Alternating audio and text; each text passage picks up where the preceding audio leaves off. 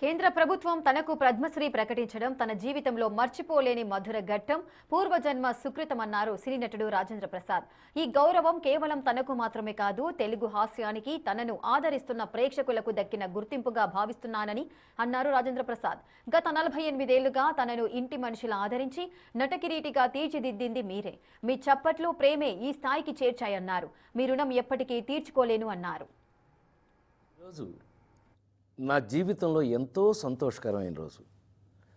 భారత ప్రభుత్వం నాకు పద్మశ్రీ పురస్కారాన్ని ప్రకటించిందని తెలిసినప్పటి నుంచి నా కళ్ళు ఆనందంతో నిండిపోయాయి.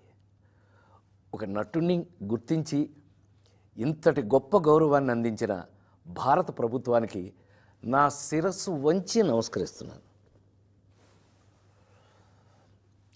అలాగే నా పేరుని ఈ పురస్కారానికి సిఫార్సు చేసిన ఆంధ్రప్రదేశ్ ప్రభుత్వానికి, పెద్దలందరికీ నా ప్రత్యేక కృతజ్ఞతలు. కానీ నిజం చెప్పాలంటే ఈ అవార్డు నాది కాదు, మీది.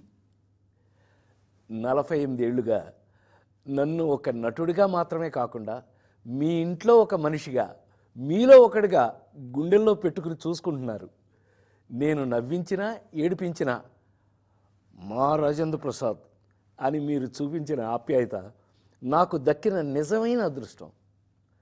ఆ ప్రేమే ఈరోజు నన్ను ఇక్కడ దాకా నడిపించింది. 2 తెలుగు రాష్ట్రాల ప్రజలు నన్ను సొంత బిడ్డలాగా ఆదరించారు. మీ రుణం ఈ జన్మలో తీర్చుకోలేను. నాతో పాటు ఈ ఏడాది పద్మ పురస్కారాలు అందుకుంటున్న దేశంలోని మహానుభావులందరికీ నా శుభాకాంక్షలు తెలియజేస్తున్నాను. మీ ఆశీస్సులు ఎప్పుడూ నా మీద ఇలా